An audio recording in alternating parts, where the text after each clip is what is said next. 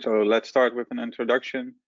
So my name is Barry Schiffer. I think I've met most of the audience before. I'm one of the Citrix CTPs, also a member of the Dutch Citrix user group steering committee. In my private time, I do some running, sometimes enjoy it. And I'm always a perfectionist when it comes to anything technical.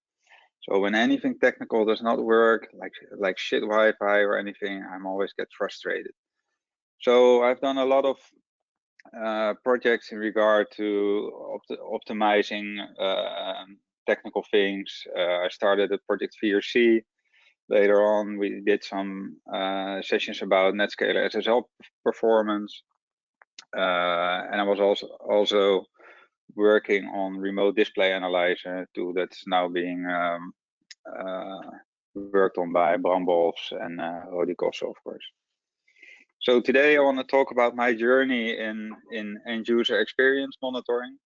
I think for me it's a quite interesting journey. I will talk about some trends in monitoring, and then I will show our product EG Enterprise, and show the value it brings and how quickly we can get started with monitoring your environment.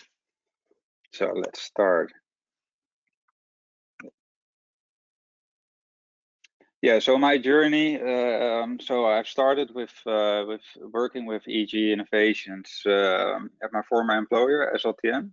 At SLTN, I was responsible for the workplace solution we offered to our customers, and we had a variety of customers that required monitoring, and we only actually did infrastructure monitoring. So no digital experience monitoring or user experience monitoring. This was not part of the solution yet.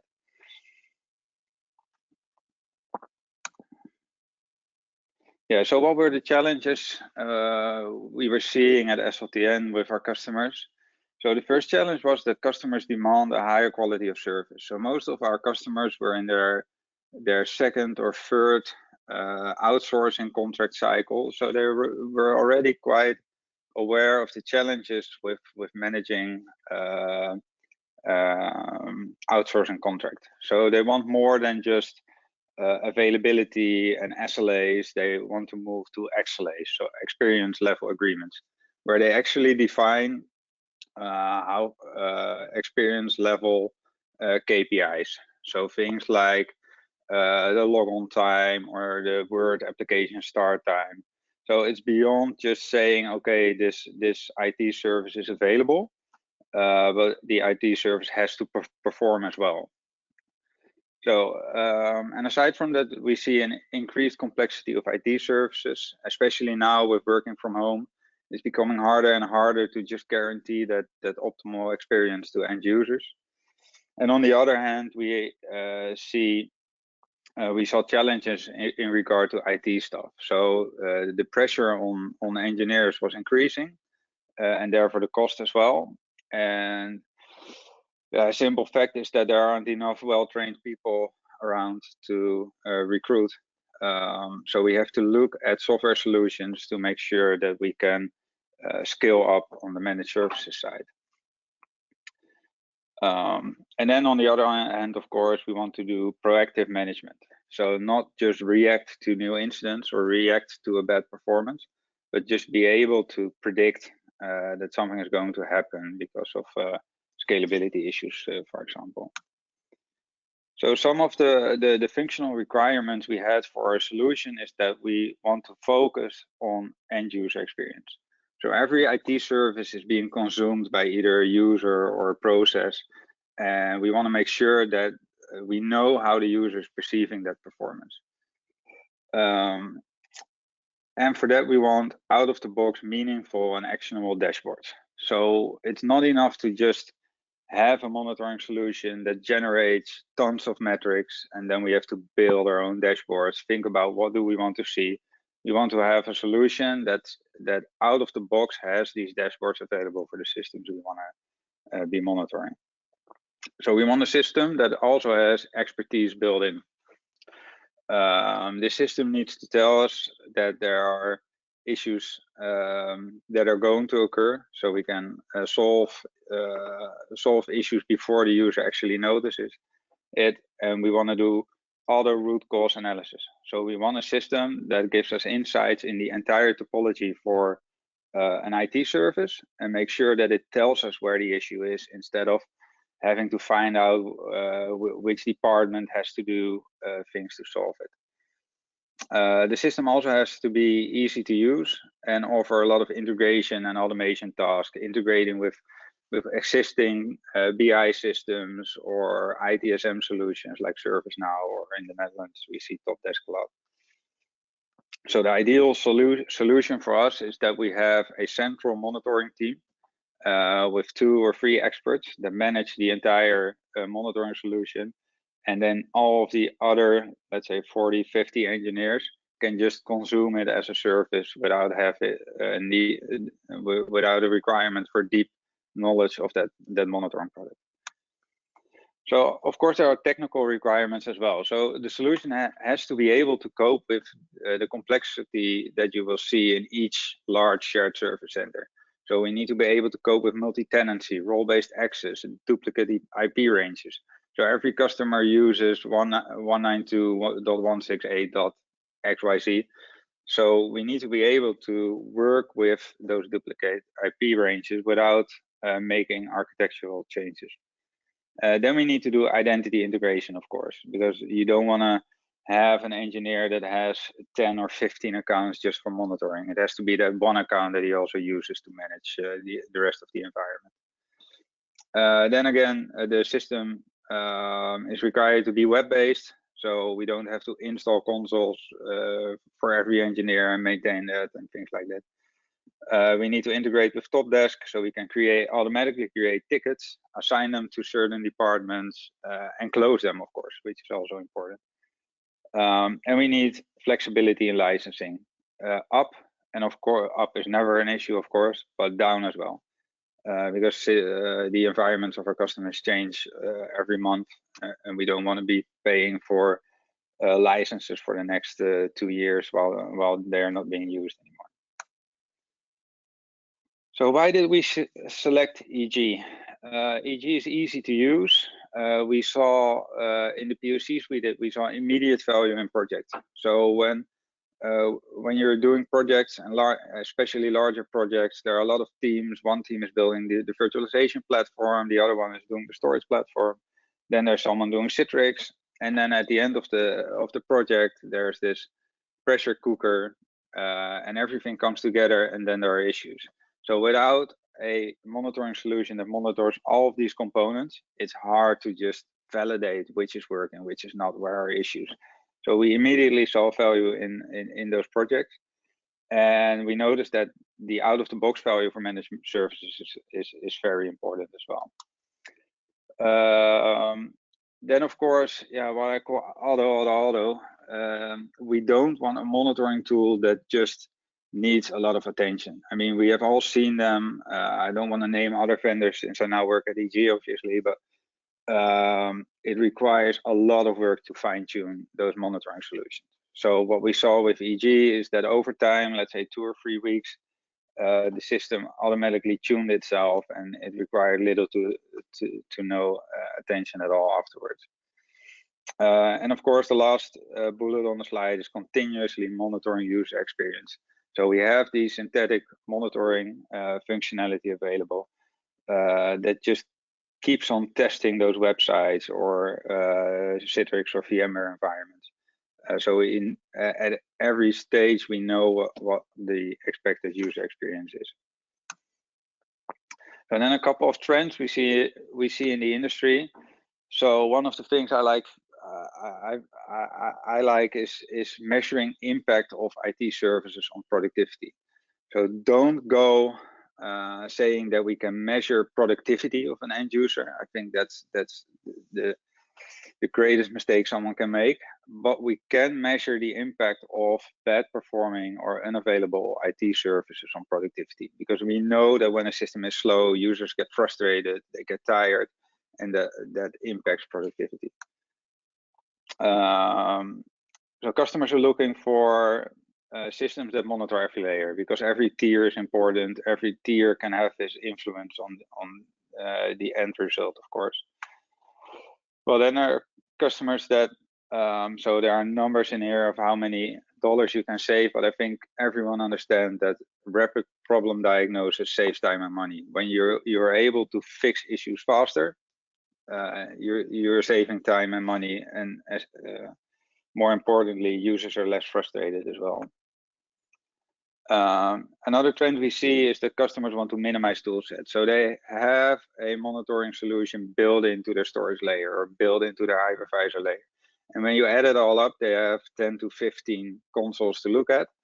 And in many situations, when there is an issue about in regard to slowness or anything, we see that most of them are green, yet there is an issue. So we need that one solution that just monitors everything. So next slide. So just a couple of questions. Of course, we can't do this live, unfortunately, but just a couple of questions. I tend to ask people in our meetings is, what is EUC? Is it just a virtual desktop? So is monitoring the virtual desktop enough? And even if it is monitoring the virtual infrastructure enough? Because we all know that all of these virtual components have to be hosted on anything physical, right? So it could be a physical server, or there's a physical network switch. So monitoring the virtual infrastructure, the question is this enough? And then the last question is, what do I do with applications? So for me, if I answer the first question, EUC is about anything that that is related to offering that end user applications, and the desktop, of course. So it's more than just the virtual desktop or the physical desktop. So some personal thoughts, I already said this: focus on user experience and focus on the impact of technology on user productivity. So don't think you can measure user productivity with technology, but we can measure that impact of bad performing applications or desktops. Go beyond just detecting an issue. Give meaningful insights into the root cause, metrics, and problem resolution. So it's not that hard to just say, hey, there's an issue. That's one step, but it's actually a lot more valuable when you can actually say it's this component, and on this component this is happening, and when this is happening you should change this and that. So tell me something I don't already know, instead of just telling me that there's an issue. So the other thing I think that's interesting is, again, that auto. So automated discovery of components. So we can't just forget to monitor something.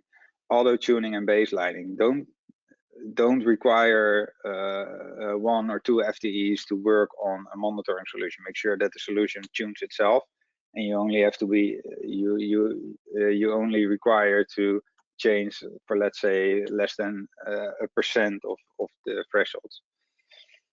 Deep ML driven trend analysis, predictions, etc. Of course, we need to do machine learning to dive into those trends, to correlate events on all tiers of that infrastructure, and also do auto maintenance. So our solution automatically does maintenance. We monitor our own solution just to be sure that it doesn't require a lot of time to keep it running. So an introduction to EG Enterprise. So I want to tell something about what is our product, how do you get started with the product, and I want to show what's the immediate value and the value after, let's say, a couple of weeks when it's running. So the question we work on at EG, so every time we start developing new features and new functionality, always based on the question, why is the application slow? This is what we want to answer. So we just don't want to say the application is slow or the user experience is bad. We actually want to answer the question, why is it slow? What is happening? Is it something related to application code or an IIS server or a SQL server? Or is it the network or a storage server? So it's much more than just saying we are going to monitor one component. We actually want to answer that question, why is that entire server slow? So this is quite complex, obviously. So how do we do this? we do both IT infrastructure monitoring and application performance monitoring. There are a lot of vendors that do IT infrastructure monitoring. There are also a lot of vendors that do application performance monitoring, but we are pretty much the only vendor that does both, and keep all the data we gather within that single pane of glass, so we can correlate events on both sides of the monitoring environment. So what do we do when we monitor? So we measure all aspects of user experience, not just for a Citrix environment, but for web applications, for Windows applications, for Office 365.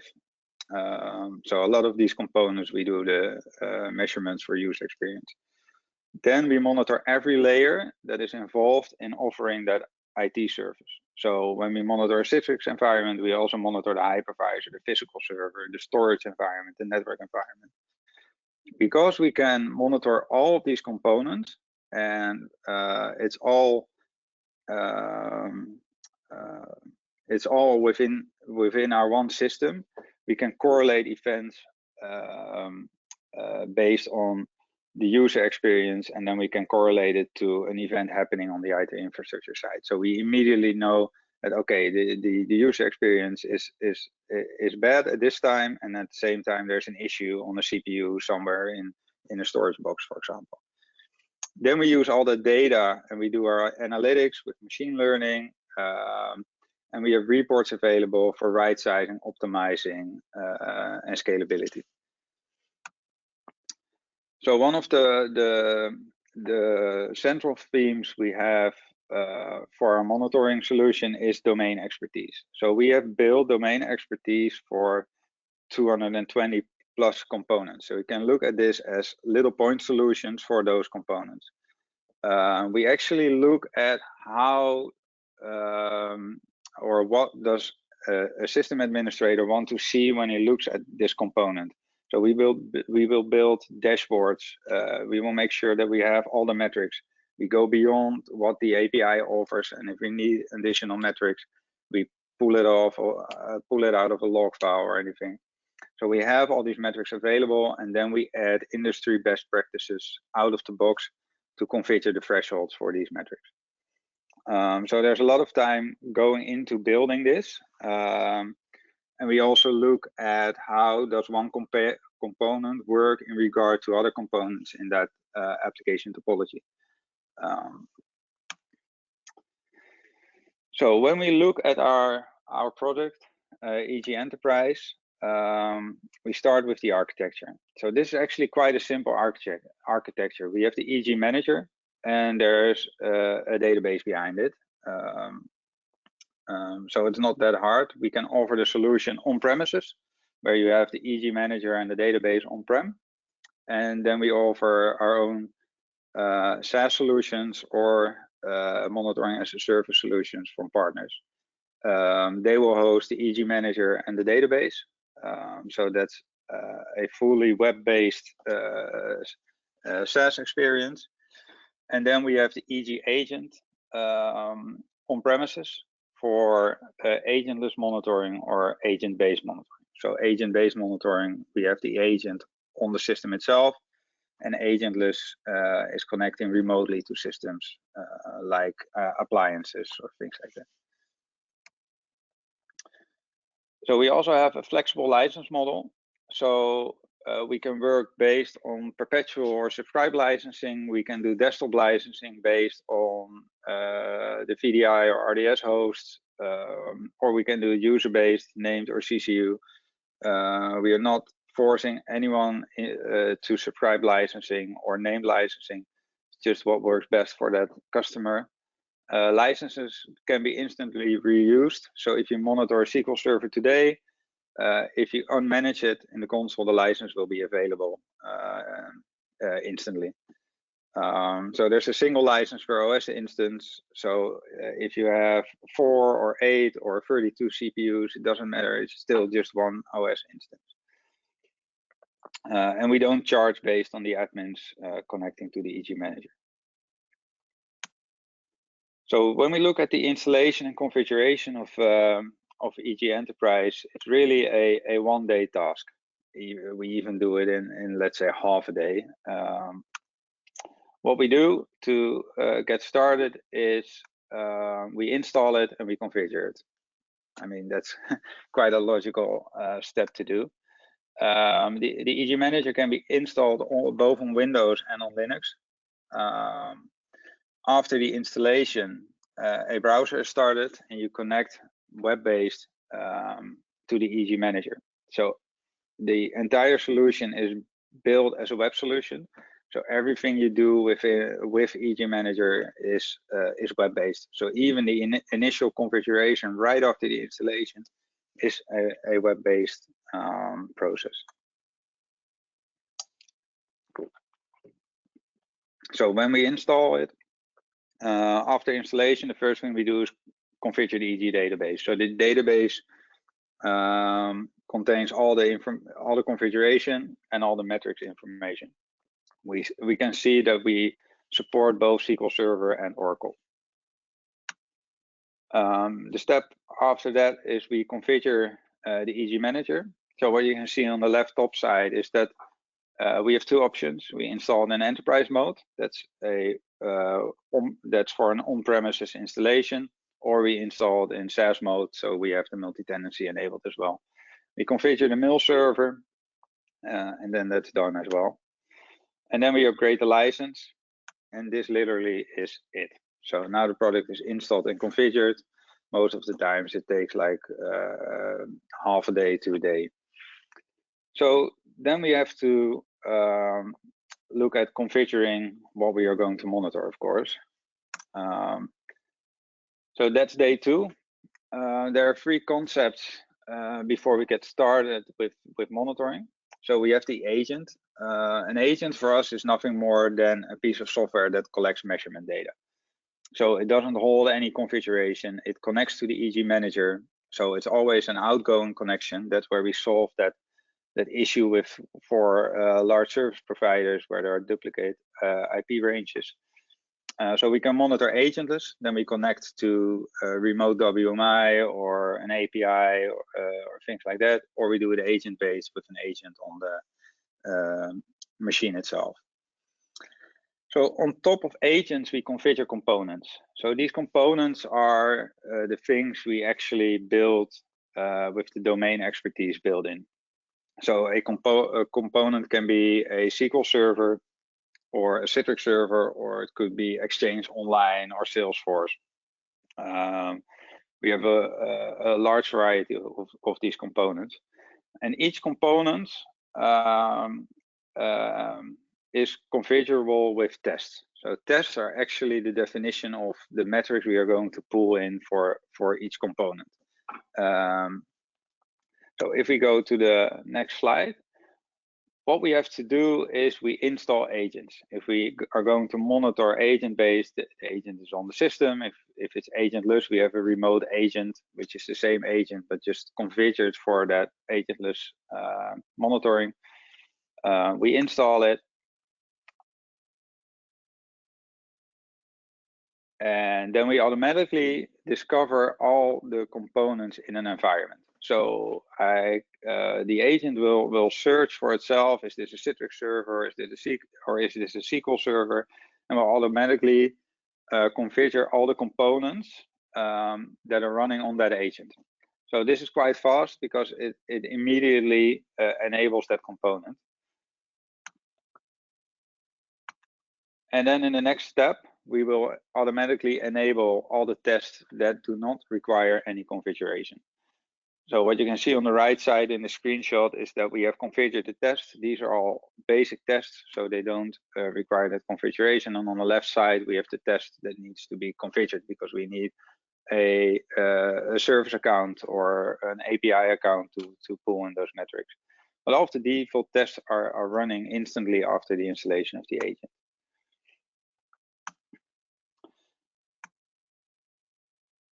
So when we do agentless based monitoring, we configure a component that we have to do manually, but for when we configure, for example, vCenter or Nutanix Prism, which we monitor agentless, all of the hosts on that managed by that vCenter or Prism system will then again automatically be added as well.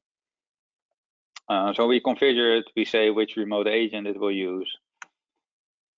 And then the same thing happens with with agent-based systems. All of the default tests are running, and we only have to configure the test that requires some specific user accounts or things like that. Then we also have built-in synthetic monitoring. So we have two ways of doing synthetic monitoring. We have the built-in ones, so the Citrix logon simulation, Exchange online simulation. For these tests, we only have to configure the URL, the username, the password, maybe a multi-factor authentication key, and then it's working. So we don't have to configure anything, any complex simulations, and then it's just working out of the box. So we visualize it on our dashboard, so you can see every step that that is taken to launch an application, and we also baseline each of those steps, so we can do trend analysis based on that. So what we have actually now done is we have installed the EG Manager. We only have to do that when we install the EG Manager on premises. So when we offer it as a SaaS solution, it's already installed, and the customer can just start a day two with configuring agents and tests. So after these first 2 days, we get some immediate value. So all of the data we pull in instantly, because we automatically enable those components and tests, we can see on our dashboard. So we will actually enable all of these dashboards we have built into the product. You will only see the dashboards that we have actually configured. So we have a lot more. We have SAP and Oracle, and things like that. But when we don't have the components configured, we will not show those dashboards, because it will only make the console a lot less easy to use. So when we go to these dashboards, and I will show some examples of the immediate value you get out of the box. This is an example for Citrix environment, but it's pretty much the same for customers using VMware Horizon, of course. We can instantly see a topology for that user session. So this topology is automatically built based on the knowledge we have of all of these components. And we will actually show the Netscaler used for that user session and the storefront server used for that user session. Even if the storefront server is being load balanced by a Netscaler or another load balancer, we will actually show the storefront server that is being used for that session. We also immediately see the connection strength, especially in these times with everyone working from home. This is an interesting one to have available and just instantly see if there's a network issue that's causing slow user experience. Then we can zoom in on each of these components. So what you see a lot with other solutions is that the dashboard is pretty much the endpoint. And with EG, it's the beginning. So everything on these dashboards is interactive. So we can, for example, just click on logon time breakdown, and we can see the logon time breakdown for that user session. And all of this data is collected for every user, for every session, and we will use it for trend analysis. So if one step in that logon is slower than normal, we will actually send out an alert so you can fix it. So this is quite interesting. So we can also zoom in on the GPOs, of course, just to see where that slowness is coming from. So when we highlight an issue within the topology, so we can see that Synapse server that's in orange. So when we highlight a system, we actually tell an admin that this system has the biggest impact on that user experience. So it's not just that we say, oh, this system has an alert or this system has an alert. We actually look at which component is having the largest impact on that entire user experience. So we can click on that, and we can actually zoom in, and we can see that for this user, the screen refresh latency is high, and that's why he has the issues that he's having. So, but when we look, for example, at CPU usage, we can zoom in, we can see which process is consuming CPU. This might be a process that that hangs and we need to kill it. Then we can do it right from the console. We have a button here. with remote actions, and we can kill that process for the user. So we don't have to go out of this console to solve these issues. We can look at a timeline for that metric, of course, so we can watch back and see when the problem first started appearing. So, but what if you're not an expert? So you're not a Citrix expert, and you want to know, like, okay, this metric, we see a high value, but I don't know what it is, or I don't know how to solve it. Then we can actually just click the help file, and we get an explanation of what this metric is, and we get an interpretation for that metric. So even if you have no clue about a Citrix environment, you have never worked with VDI, you have this knowledge base available right from the product, so you don't have to go dive into the Citrix documentation side. We have it here ready to go. So we also, aside from the user experience view, so the per user view, we have built-in dashboards that give you that high overview of that environment. So we see a geographical dashboard, so you can see which offices are in which offices are users that are having issues, or is it just one office, is it one geography, or so that helps in just looking at an environment and seeing if is it one user that has an issue, or is it an entire office, or is it just everyone.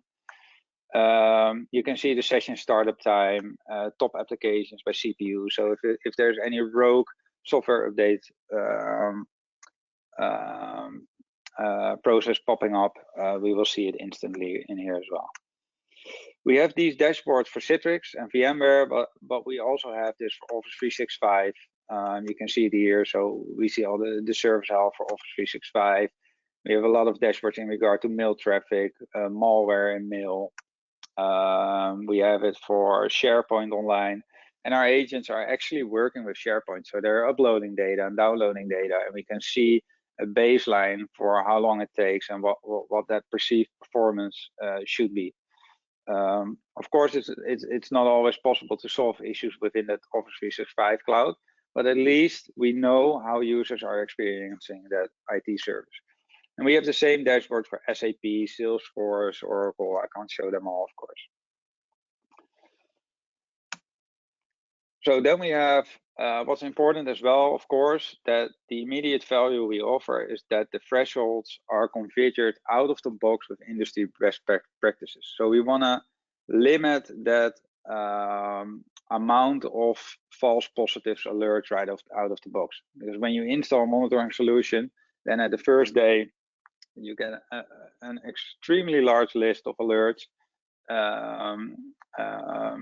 This is not what happens when you install EG, because we have those out of the box configured. So after these first 2 days, our system will start doing the machine learning, the analysis based on your own environment. So after, let's say, 2 or 3 weeks, you will actually see that our thresholds are automatically tuned to your own environment.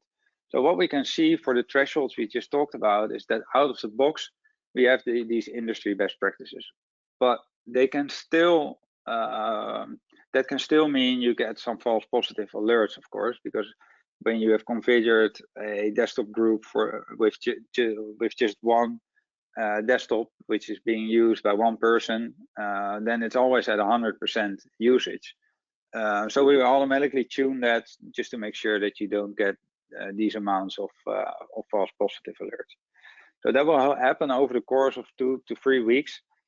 And then after that, little to no manual changes are required. So of course, it could be that there's still this one metric threshold that's giving you an alert you don't want, then you can change it manually. But what we mostly see is that this really is just less than 1% of all metrics where that will be required. So after these 2 or 3 weeks, we also have the auto topology feature ready. So we can build this topology overview of for example, an entire topology for a Citrix environment. So we actually see not just the Citrix components, of course, but we can actually see the vCenter, the Active Directory, a file server that hosts your profiles or your FS Logics files. and even a Java application that's running on the back end and used on the Zenith environment. And all of these dashboards are interactive as well. So we highlight the component that has the biggest impact on the user experience, and you can just click through to that component and to the underlying metrics.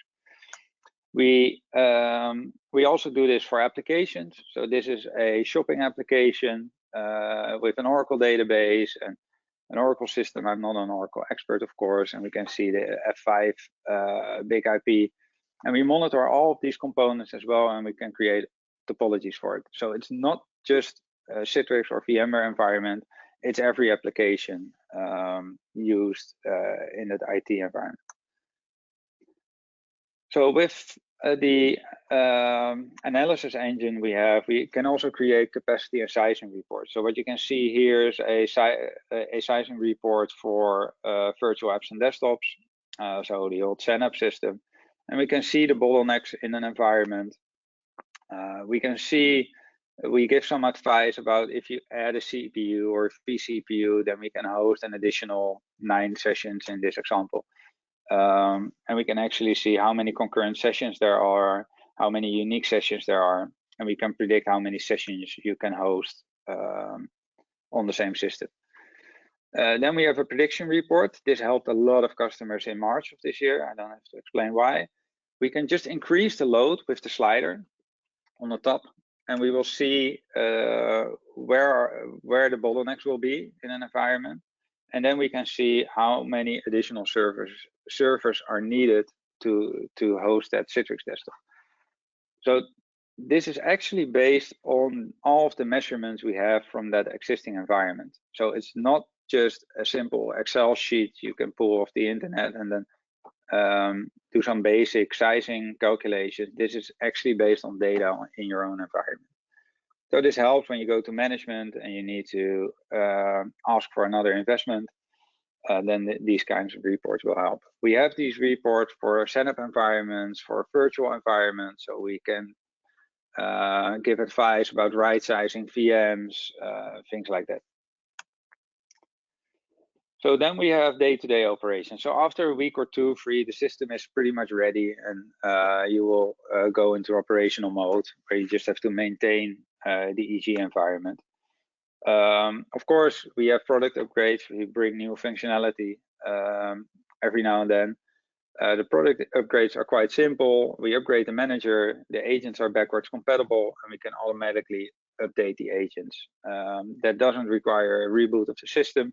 So it doesn't take a lot of time. It doesn't have a lot of impact to keep everything optimized. Now, then we have the alert tuning. What I already said, this really can't be more than just a couple of metrics that needs to be customized. And then we can add custom metrics, which is quite interesting as well, because I think this is really an enterprise feature.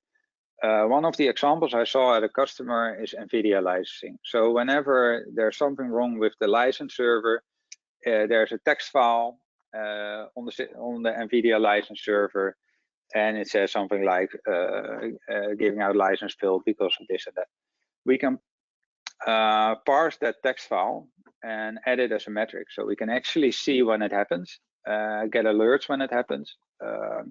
So we can add those metrics to the environment. And we work with customers, and we specifically ask them to send in those custom metrics, because then we can build them into the system and make sure it's supported for new releases as well.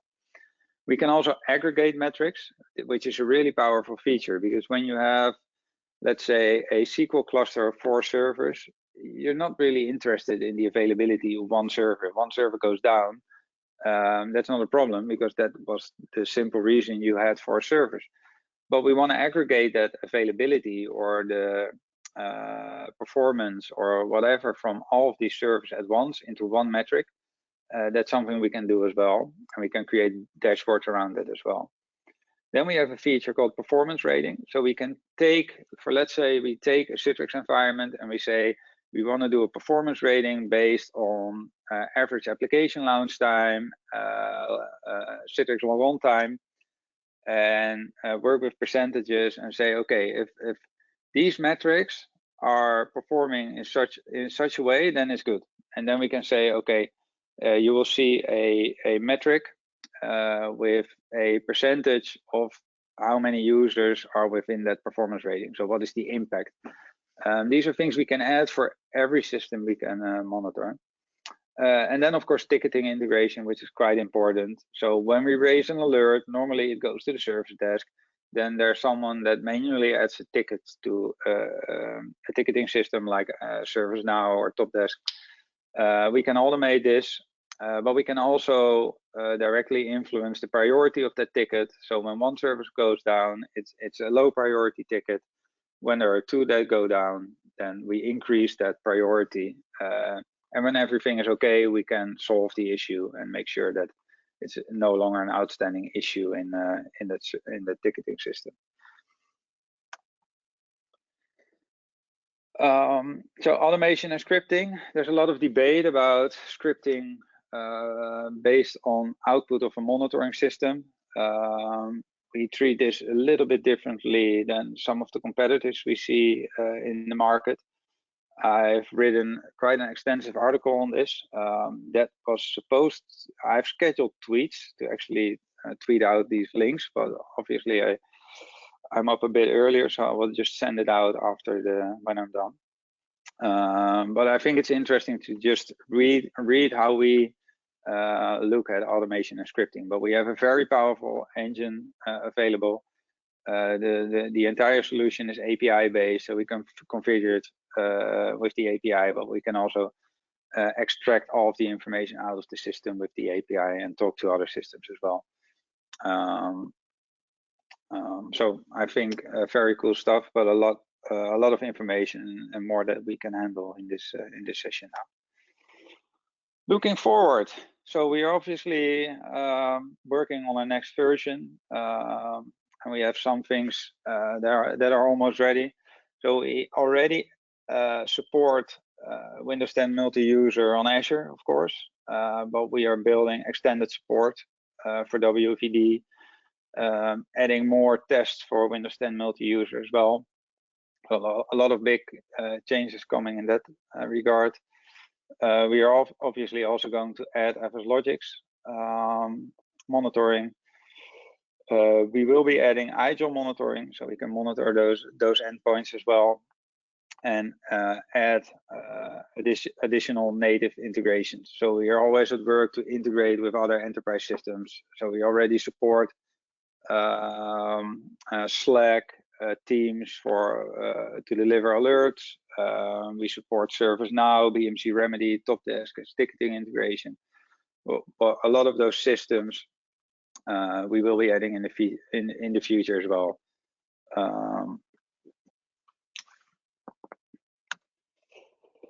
So how to get started? So I think I've shown today that it's quite easy to start with EG, to start with monitoring. There's an immediate value after 2 days. We have a 30-day trial available. This is also a scheduled tweet, so you don't have to note down the URLs. But we have a 30-day trial available. That's more than enough to just get started with EG. You will get a full working version of EG running on our enterprise cloud. So you will get that immediate value I've shown after that first day of just configuring it. So I challenge you to get started, and if there are any questions, just let me know. You can contact me via Twitter DMs or LinkedIn, or just find me and I will help you out and make sure that you can get started.